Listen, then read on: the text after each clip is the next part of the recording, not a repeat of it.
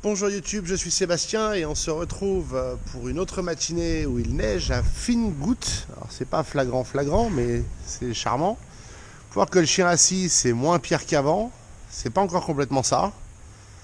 En fait, après analyse supplémentaire, il s'avère que le bois étant pourri en bas, le montant gauche sur l'image est affaissé un peu aussi. Donc il faudrait que je le relève lui aussi, mais ça c'est ce que je ferai cet été.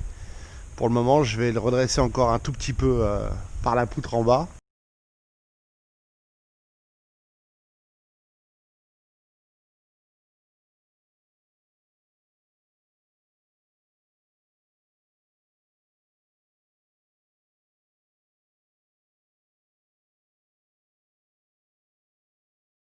Bon bah voilà, ma lame est coupée. Je vais la laisser refroidir un peu. C'est vraiment pas optimal comme façon de faire, de couper ça dans une cornière, mais c'est tout ce que j'ai en fait. J'ai pas de grande tôle d'acier de 8 mm d'épaisseur et encore moins plus grosse que ça. Et nous voilà au grenier. Et voilà ce que je veux faire. Donc il faut que je soulève ici. Ça devrait le faire, je pense.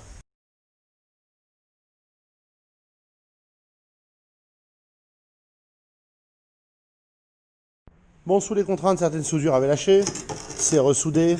J'espère mieux. Idéalement, il faudrait faire mieux. Il faudrait biseauter, tout bien souder proprement et tout. Si j'ai soudé au gaz, ce serait mieux aussi. Là, ça semble s'être tordu un petit peu quand même sous la contrainte. On va pas se mentir quand on regarde. C'est assez flagrant. Mais c'est pas grave pour ce qu'on veut faire.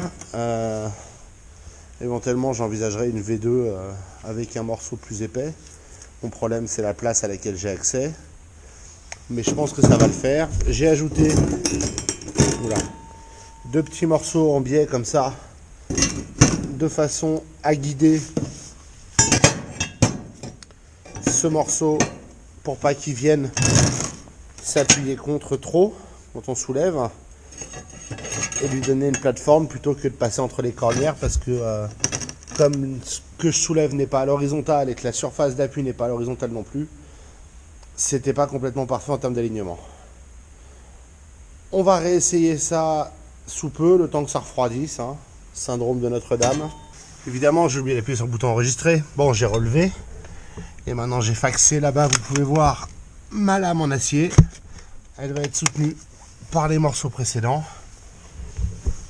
Je vais essayer de voir si je peux en glisser un deuxième. Mais je doute qu'il serait pas mal celui-là.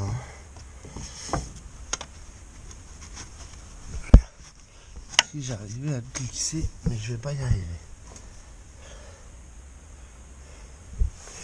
Et je peux pas lever plus parce que ce que je lève là, c'est plier ce morceau. Vous pouvez voir qu'il a fait son temps. La cornière n'était pas assez rigide. V2 aura des goussets. Et maintenant, on va redescendre tout ça.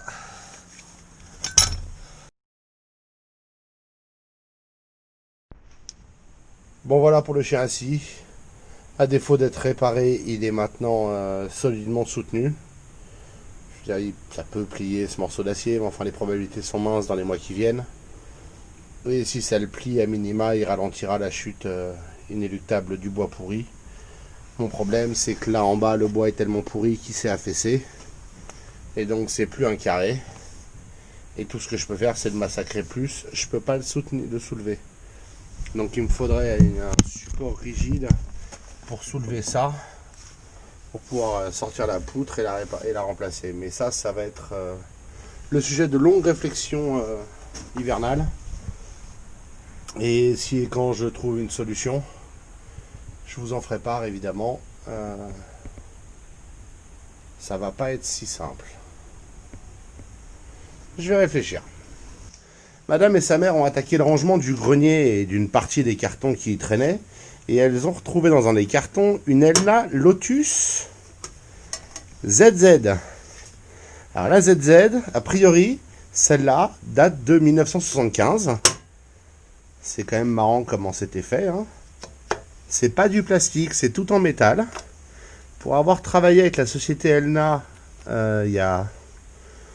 jusqu'à il y a 2 ans, quelque chose comme ça, je peux vous dire que si vous achetez maintenant une Lotus, c'est du plastique.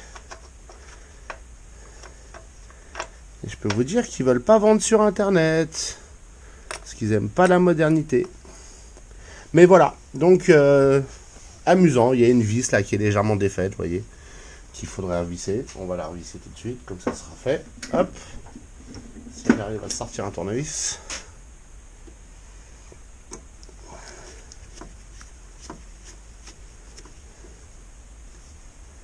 Les autres sont bonnes. Ouais.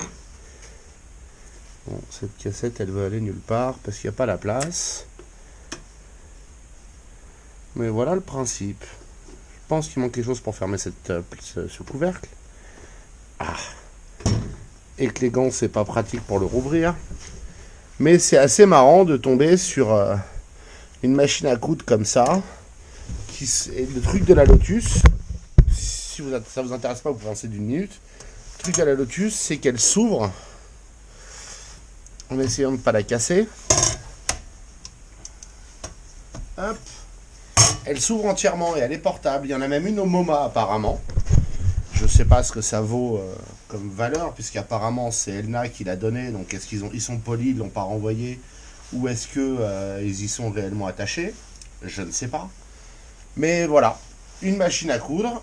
Et pour ceux qui seraient dubitatifs, oui, je sais coudre. Là, il y a un petit truc pour passer le fil. Vous voyez, ça a besoin d'être nettoyé, ça a besoin de plein de choses, mais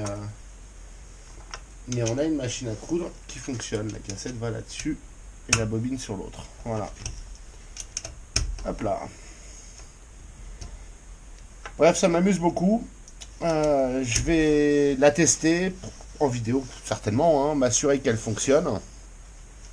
Et si elle fonctionne, on pourra s'en servir pour quelques projets, puisque c'est sympa les projets couture. Je sais pas pourquoi ça se filme pas bien, ça faudra que je regarde. Mais donc oui, je sais me servir d'une machine à coudre. Je suis pas un grand couturier, hein, on va pas se mentir, mais serviette de bain, rideau. J'ai aussi fait une jupe plissée, parce que je me demandais comment ça se faisait, donc j'ai essayé, j'ai réussi. Je l'ai faite avec des chutes de drap, donc madame l'a jamais portée, mais la jupe était bien. Et là on a la pédale. Je sais pas si c'est un variateur ou juste un bouton on-off, on verra. Mais je trouve ça extrêmement intéressant, ça m'amuse beaucoup. Et en plus, avoir une machine de 75, je trouve ça sympa. Donc je lui ferai un bon gros nettoyage. Et enfin gros, elle n'est pas très sale, mais je la remettrai nickel. Vous voyez, il y a la plaque sur le côté, c'est une R qui a priori dit que c'est 75.